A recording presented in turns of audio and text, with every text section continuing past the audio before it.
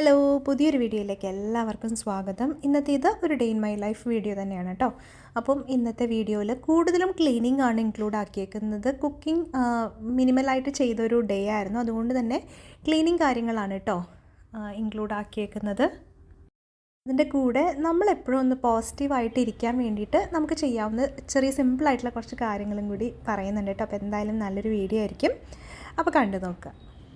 അപ്പോൾ രാവിലത്തെ കുക്കിംഗ് ഒക്കെ കഴിഞ്ഞു, ലഞ്ചും ആക്കി വെച്ചിട്ടുണ്ട് കേട്ടോ. പിന്നെ ഞാൻ ലോണ്ട്രി ചെയ്യാമെന്ന് വെച്ചു. സാധാരണ ഡ്രസ്സല്ല, കാർപ്പറ്റ്സൊക്കെയാണ് ചെയ്യുന്നത്. അപ്പം സാധാരണ വാഷിംഗ് പൗഡറിൻ്റെ ഒപ്പം തന്നെ ഞാൻ കുറച്ച് ബേക്കിംഗ് സോഡയും കൂടി ഇടുന്നുണ്ട്, ഒന്ന് ഫ്രഷപ്പ് ആവട്ടെ എന്ന് വിചാരിച്ചിട്ട് കേട്ടോ.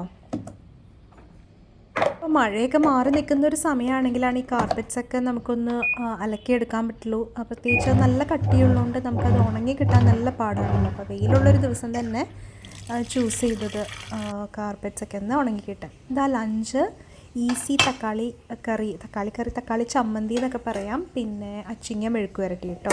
അതാണ് നമ്മുടെ ഈസി ലഞ്ച്. ഇവിടെയുള്ള കിഡ്സ് റൂമിൻ്റെ ഒരു ഭീകര അന്തരീക്ഷമാണ് ഞാൻ ഷെയർ ചെയ്യുന്നത്. ഒരുപാട് തുണികൾ ബെഡിൽ കൊണ്ടുവന്ന് ഇട്ടിട്ടുണ്ട്. അപ്പോൾ അതൊക്കെ മടക്കി എടുക്കാനുണ്ട്. പിന്നെ ബെഡ്ഷീറ്റ്സ് ചേഞ്ച് ചെയ്യാനുണ്ട്. അപ്പോൾ ഈ ഒരു റൂമിലെ ബെഡ്ഷീറ്റ് ഞാൻ എന്തായാലും ഒന്ന് ചേഞ്ച് ചെയ്യുന്നുണ്ട്. അപ്പോൾ ഞാൻ എപ്പോഴും ഈ ഒരു സമയത്ത് രാവിലത്തെ കാര്യങ്ങളൊക്കെ കഴിഞ്ഞിട്ട് ഒരു ക്വിക്ക് ക്ലീനിങ് ഒക്കെ ചെയ്യില്ലേ, അതായത് നമ്മൾ പിക്കപ്പ് റുട്ടീൻ എന്ന് പറയും. അതും അതിൻ്റെ കൂട്ടത്തിൽ ലോണ്ട്രി ലോണ്ട്രി നമ്മൾ അലക്കാൻ ഇട്ട് കഴിഞ്ഞാൽ പിന്നെ ആ ഒരു സമയത്ത് തുണികൾ എടുത്തിട്ട് മടക്കും. മിക്കവാറും അത് ഞാൻ രാവിലെ തന്നെ ചെയ്ത് തീർക്കാൻ നോക്കാറുണ്ട് കേട്ടോ. ശരിക്കും പറഞ്ഞാൽ നമുക്ക് വൈകിട്ട് ചെയ്യാവുന്നൊരു പണിയാണ്, പക്ഷേ ഞാൻ മിക്കവാറും രാവിലെ തന്നെ തുണികളുടെ മടക്കി വെക്കുന്ന കാര്യങ്ങളും കൂടി ചെയ്ത് മാറ്റാൻ ശ്രദ്ധിക്കാറുണ്ട്. നമ്മുടെ റോബോൻ്റെ ക്ലീനിങ്ങും സൈഡ് ബൈ സൈഡ് നടക്കുന്നുണ്ട്. ഇപ്പോൾ ചില സമയത്ത് ഫുൾ ഹൗസ് ക്ലീനിങ്ങിന് അങ്ങ് ക്ലീൻ ഓൾ എന്ന് പറയുന്നത് ഓപ്ഷൻ കൊടുത്തു വിടും. അതല്ലെങ്കിൽ നമുക്ക് റൂം ബൈ റൂം ക്ലീൻ ചെയ്യാമല്ലോ. ചില സമയത്ത് ഇത് റൂം ബൈ റൂം ചെയ്യുമ്പം മാപ്പ് എന്തോ ഒരു കൺഫ്യൂഷൻ പോലെ വരാറുണ്ട്. പക്ഷേ അങ്ങനെയുള്ള ടൈമിൽ ഞാൻ ഹോൾ ഹൗസ് ക്ലീനിങ് കൊടുക്കും. പക്ഷേ യൂഷ്വലി അങ്ങനെ കൊടുക്കുമ്പോഴത്തേനും ഒരുപാട് സമയം എടുക്കുന്ന പോലെ തോന്നിയിട്ടുണ്ട്. നമ്മളൊരു റൂം ബൈ റൂം കൊടുക്കുമ്പോൾ ആ ഒരു റൂം ചെയ്ത് അത് അതിൻ്റെ ഡോക്കിലോട്ട് റിട്ടേൺ ചെയ്യുക, അങ്ങനെയാണ് കേട്ടോ ചെയ്യാറ്. അപ്പോൾ ആ പണികളൊക്കെ നടക്കട്ടെ. അതിൻ്റെ ഇടയിൽ നമുക്ക് ലൈഫിനെ ഒന്ന് പോസിറ്റീവായിട്ട് നോക്കി കാണാൻ വേണ്ടിയിട്ട്, അല്ലെങ്കിൽ നമുക്ക് കുറച്ച് പോസിറ്റീവ് ചിന്തകൾ നമ്മുടെ ലൈഫിൽ വരാൻ വേണ്ടിയിട്ട് എന്തൊക്കെ കാര്യങ്ങൾ നമുക്ക് ചെയ്യാം, സിമ്പിളായിട്ട് എന്തൊക്കെ ചെയ്യാമെന്ന് ആലോചിച്ച് നോക്കാം. ഇതിലേറ്റവും ഇമ്പോർട്ടൻ്റ് ആയിട്ട് ചെയ്യുന്നത് നമുക്ക് കിട്ടിയ ബ്ലെസ്സിങ്സിന് നമ്മൾ താങ്ക്ഫുൾ ആയിട്ട് ഇരിക്കുക എന്നുള്ളത് തന്നെയാണ് കേട്ടോ. ആ ഒരു താങ്ക്ഫുൾനെസ്, അല്ലെങ്കിൽ നമുക്കൊരു മനസ്സിൽ ഉള്ള കാര്യത്തിന് നന്ദിയും തൃപ്തിയും ഉള്ളപ്പോൾ തന്നെ ഈ നെഗറ്റീവ് ചിന്തകൾ കുറേയൊക്കെ നമുക്ക് ഒഴിവാക്കിയെടുക്കാൻ പറ്റും കേട്ടോ. മിക്കപ്പോഴും ആളുകൾ എന്തെങ്കിലും ബാഡായിട്ടുള്ള രീതിയിൽ ബിഹേവ് ചെയ്ത് കഴിയുമ്പോൾ അത് നമ്മുടെ മനസ്സിലേക്ക് എടുക്കുമല്ലേ. അപ്പോൾ നമുക്ക് ചെയ്യാവുന്ന ഒരു ടെക്നിക്ക് എന്താണെന്ന് വെച്ചാൽ, അവർ നമുക്ക് മുന്നേ ചെയ്തിട്ടുള്ള നല്ല കാര്യങ്ങൾ അതും ഉണ്ടാവുകയെ. നമ്മളെപ്പോഴും ഒരാളുടെ ബാഡ് തിങ്സാണ് നമ്മുടെ മൈൻഡിൽ ഫോക്കസായി വരുള്ളൂ. അപ്പോൾ അതിനെപ്പറ്റി ചിന്തിക്കുമ്പോൾ അവരതും നമുക്ക് വേണ്ടി ചെയ്തിട്ട് നമ്മുടെ ലൈഫിൽ അത്രയും ഇമ്പ്രൂവ്മെൻറ്റ് വന്നിട്ടുണ്ടല്ലോ, അങ്ങനെയൊക്കെ ചിന്തിക്കുമ്പോഴത്തേനും നമുക്ക് നമുക്ക് ഈ തോന്നിയ നെഗറ്റീവ് ഫീലിങ്ങിനെ ഒഴിവാക്കിയെടുക്കാൻ പറ്റും. അതുപോലെ നമ്മുടെ ലൈഫിലോട്ട് നമ്മളൊന്ന് തിരിഞ്ഞു നോക്കിയാൽ തന്നെ നമ്മൾ എത്ര ഈസി ആയിട്ടുള്ളൊരു ലൈഫാണ് നമുക്കുള്ളതെന്നുണ്ടെങ്കിൽ ആ ലൈഫ് ഈസിയാക്കാൻ വേണ്ടി എത്ര പേരുടെ അധ്വാനം ഉണ്ടാകും. ഇപ്പം നമ്മൾ ഫുഡ് കഴിക്കുന്നുണ്ടെങ്കിൽ നമുക്ക് തോന്നും നമ്മളല്ലേ അത് കുക്ക് ചെയ്ത് ഉണ്ടാക്കുന്നതെന്ന്. പക്ഷേ ആ ഒരു ഫുഡ്, അതായത് ഇപ്പോൾ പുട്ടോ എന്തെങ്കിലുമൊക്കെ ചോറോ ഒക്കെ ആണെങ്കിൽ നമ്മുടെ വീട്ടിൽ അതിൻ്റെ അരിപ്പൊടിയൊക്കെ വരണമെന്നുണ്ടെങ്കിൽ എത്ര പേര് അധ്വാനിച്ചിട്ടായിരിക്കും അത് ഉണ്ടാവുക. കാര്യം നമ്മൾ പറയുമായിരിക്കും നമ്മുടെ പൈസ കൊടുത്തിട്ടാണല്ലോ, എങ്കിൽ കൂടിയും പൈസ കൊടുത്തിട്ടാണെങ്കിലും അത് അരിപ്പൊടിയൊക്കെ ആയി വരണമെങ്കിൽ എത്രയോ പേര് കഷ്ടപ്പെട്ടിട്ട് വേണം. അപ്പം അങ്ങനെ നമ്മൾ സാധാരണ ചിന്തിക്കാത്ത ചില കാര്യങ്ങൾ നമ്മൾ ചിന്തിച്ച ആ ഒരു കുറച്ച് അങ്ങനെ ഒരു ചിന്തകളൊക്കെ കൊണ്ടുവരാൻ നോക്കുമ്പോൾ നമുക്കുള്ളതിൽ സന്തോഷം കണ്ടെത്താനും ഈ നെഗറ്റീവ് ചിന്തകളെ ഒഴിവാക്കിയെടുക്കാനും ഒക്കെ അത് ഹെൽപ്പ് ചെയ്യും കേട്ടോ. നമ്മളോട് താങ്ക്സ് പറയുന്നതൊന്നും അവരുടെ ഈഗോ ഹേർട്ടാവുന്ന പോലെ അങ്ങനെയൊന്നും കരുതാതെ ആരെന്ത് നമുക്കൊരു ഹെൽപ്പ് ചെയ്താലും താങ്ക്സ് പറഞ്ഞ് ശീലിക്കുക. ഇനി അതുപോലെ നമുക്കൊന്ന് റിലാക്സ് ചെയ്ത് ഈ ഒരു ശീലം വളർത്തിയെടുക്കാൻ പറ്റിയ നല്ലൊരു കാര്യമാണ് ഗ്രാറ്റിറ്റ്യൂഡ് ജേർണൽ എഴുതുക എന്നുള്ളത്. ഞാൻ മുന്നേ ചെയ്യുമായിരുന്നു, ഇപ്പോൾ ശരിക്കും ഒരു ബ്രേക്ക് വന്നേക്കാണ്.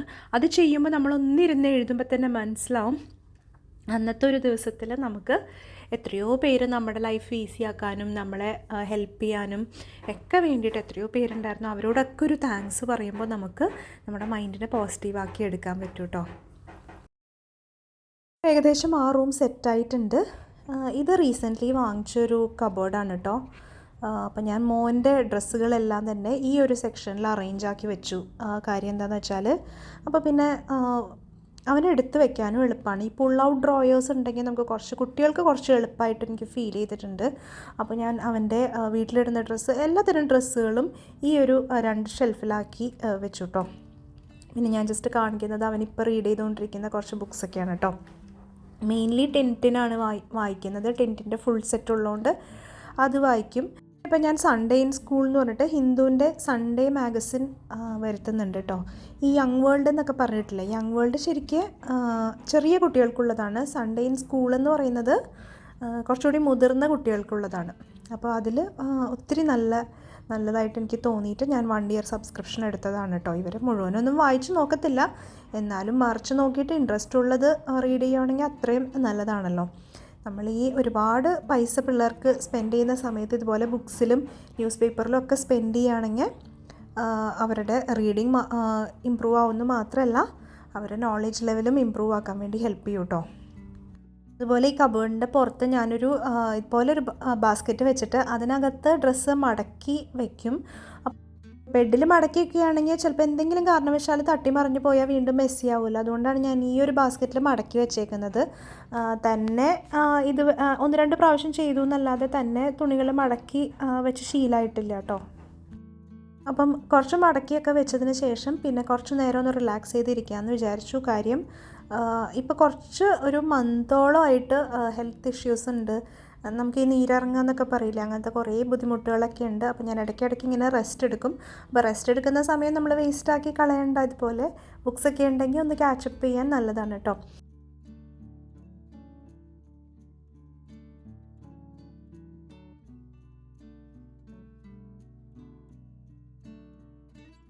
ഇതിപ്പോൾ ഉച്ചകഴിഞ്ഞുള്ളൊരു സമയമാണ് കേട്ടോ.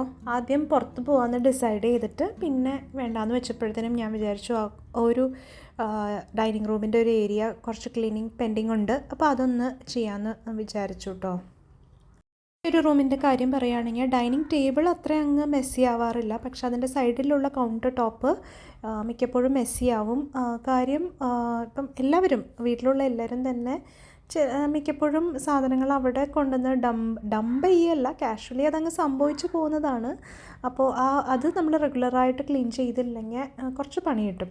പിന്നെ അതുപോലെ വീട്ടിലേക്ക് വാങ്ങുന്ന ഫ്രൂട്ട്സൊക്കെ തന്നെ ഞാൻ ആ ഒരു ഏരിയയിലാണ് വെക്കുന്നത്. പിന്നെ അതുപോലെ ചിലപ്പോൾ മെഡിസിൻസ് വരും, പിന്നെ എന്തെങ്കിലുമൊക്കെ ചില തട്ടിക്കൂട്ട് ഐറ്റംസൊക്കെ ഇങ്ങനെ വന്നുകൊണ്ടിരിക്കും. അപ്പം മിക്കപ്പോഴും ആ ഒരു ഏരിയ ഒരു ഡെയിലി പിക്കപ്പിൻ്റെ ഭാഗമായിട്ടും അല്ലാതെയും ക്ലീൻ ചെയ്ത് പോകാൻ വേണ്ടി ഞാൻ ശ്രദ്ധിക്കാറുണ്ട് കേട്ടോ.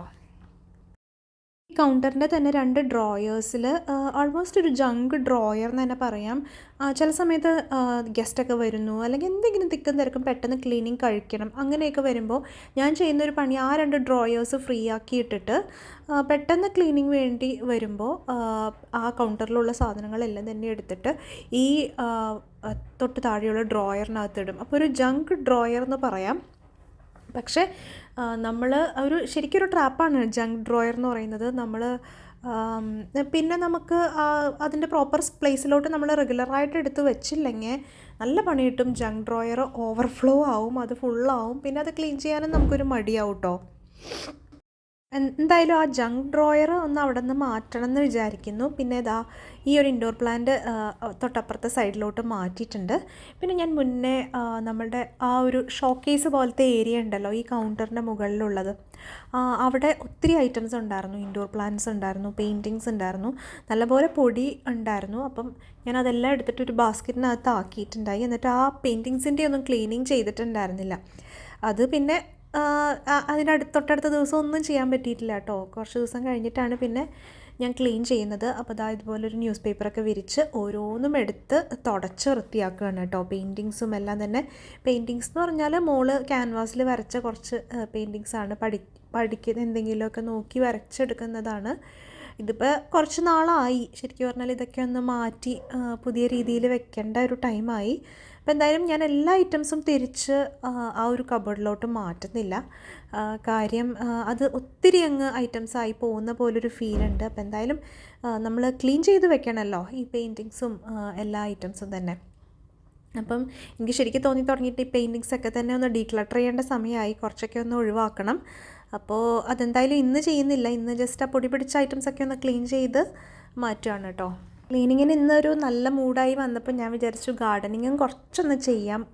ഇച്ചിരി ശ്രദ്ധ കുറവാണ്, വെള്ളം ഒഴിച്ച് പോകുന്നതേ ഉള്ളൂ. അപ്പോൾ ഞാൻ കുറച്ച് പ്ലാന്റ്സൊക്കെ ഒന്ന് മാറ്റി വയ്ക്കാം. ഫ്രീ ആയിട്ടുള്ള ചട്ടികളിൽ നമുക്ക് വേണമെങ്കിൽ മാറ്റി വയ്ക്കാം. കുറച്ചൊന്ന് മണ്ണൊക്കെ ഒന്ന് ഇളക്കി കൊടുക്കാം. അങ്ങനെയൊക്കെയൊന്ന് വിചാരിക്കുന്നുണ്ട് കേട്ടോ. അപ്പോൾ ഞാൻ കുറച്ച് ഐറ്റംസൊക്കെ നമ്മുടെ ഷോ കേസിലെടുത്ത് വെച്ചു. പിന്നെ എല്ലാം തന്നെ വെക്കേണ്ടെന്ന് വെച്ചു, കാരണം എനിക്ക് ആ ഒരു മിനിമൽ ലുക്ക് ഇഷ്ടപ്പെട്ടു. ഇനിയൊന്ന് ആലോചിച്ച് മാത്രം സാധനങ്ങൾ വെക്കാം, അങ്ങനെയാണ് കേട്ടോ വിചാരിക്കുന്നത്. പിന്നെ ഇത് മുന്നേ വ്ളോഗ്സ് കണ്ടവർക്കറിയാം, അത് നമ്മുടെ കട്ട്ലറി, കത്തി, സ്പൂണൊക്കെ ഇട്ട് വെച്ചിരുന്നതാണ് പണ്ട്. അത് സിറാമിക്കിൻ്റെയാണ്. പക്ഷെ അതിൻ്റെ ഉള്ളിൽ നല്ലപോലെ അഴുക്കായി, പിന്നെ ചെറിയ വിള്ളലൊക്കെ വന്നപ്പോൾ ഞാൻ അതെന്തായാലും എടുത്ത് മാറ്റി വെച്ചേക്കുമായിരുന്നു. അപ്പം അന്നത്തെ ദിവസം എനിക്കൊരു ഐഡിയ തോന്നിയത്, അതിനകത്ത് കുറച്ച് മണ്ണ് നിറച്ചിട്ട് കുറച്ച് എന്തെങ്കിലും പ്ലാന്റ് വെച്ചാൽ നല്ലൊരു ഭംഗിയായിരിക്കില്ലേ, അങ്ങനെ വിചാരിച്ചിട്ട് ഞാൻ അതിനകത്ത് മണ്ണ് നിറച്ച് പ്ലാന്റ് ചെയ്യാൻ പോവുകയാണ് കേട്ടോ.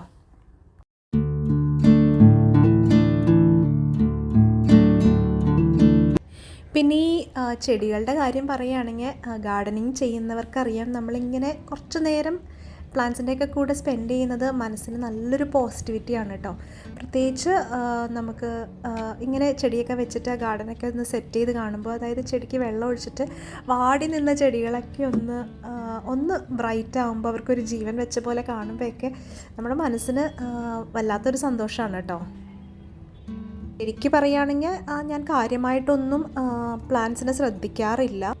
ഈസി ആയിട്ട് നമുക്ക് വളർത്താവുന്ന പ്ലാന്റ്സ് ആണ് കേട്ടോ കൂടുതലും വെച്ചിരിക്കുന്നത്. മണി പ്ലാന്റിൻ്റെ തന്നെ ഒരു 3 വെറൈറ്റി ഉണ്ട്. പിന്നെ സ്നേക്ക് പ്ലാന്റ്, പിന്നെ സി പ്ലാന്റ് ഒരെണ്ണമുണ്ട്, പിന്നെ ടേർട്ടിൽ വൈൻ്റെ തന്നെ ഒരു മെറൂൺ വെറൈറ്റി ഇല്ലേ, അല്ല വൈൻ കളർ, അതൊക്കെ ഉണ്ടായിരുന്നു. അതൊക്കെ പെട്ടെന്ന് തന്നെ പോയി കേട്ടോ. ഇപ്പം ഒരു ഗ്രീൻ തന്നെയുള്ളൂ. പിന്നെ ബ്രൈഡൽ ബൊക്കെ അങ്ങനെ എന്തോ പറഞ്ഞിട്ട്, അതാണ് തോന്നുന്നു അതിൻ്റെ പേര്. അപ്പോൾ ആ ഒരു വെറൈറ്റി, അങ്ങനെ കുറച്ച് വെറൈറ്റീസൊക്കെ ഉണ്ട്. പിന്നെ നമ്മൾ സാധാരണ കാണുന്ന കുറച്ച് പ്ലാന്റ്സ്, അതെല്ലാം തന്നെ ഈസി ആയിട്ട് നമുക്ക് വെറുതെ വെള്ളം ഒഴിച്ച് കൊടുത്താൽ മതി. അപ്പോൾ എന്തായാലും ഗാർഡനിൽ നമുക്കൊരു ഗ്രീനായിട്ട് നിൽക്കുന്നത് കാണുകയും ചെയ്യാം. നമുക്ക് സമയം കൊടുക്കാനില്ല എന്നുണ്ടെങ്കിൽ എപ്പോഴും ലോ മെയിൻ്റനൻസ് ആയിട്ടുള്ള വെറൈറ്റീസ് വളർത്തുക തന്നെയാണ് കേട്ടോ നല്ലത്. പിന്നെ കറ്റാർവാഴ നല്ലോണം ഉണ്ട്. കറ്റാർവാഴ എനിക്ക് പൊതുവേ കുറച്ച് ഈസി ആയിട്ട്, പലരും കുറച്ച് ടഫാണ്, വളരുന്നില്ല എന്നൊക്കെ പറഞ്ഞു കേട്ടിട്ടുണ്ടെങ്കിലും എനിക്ക് പൊതുവേ ഈസിയാണ് കേട്ടോ അലോവേര പ്ലാന്റ്.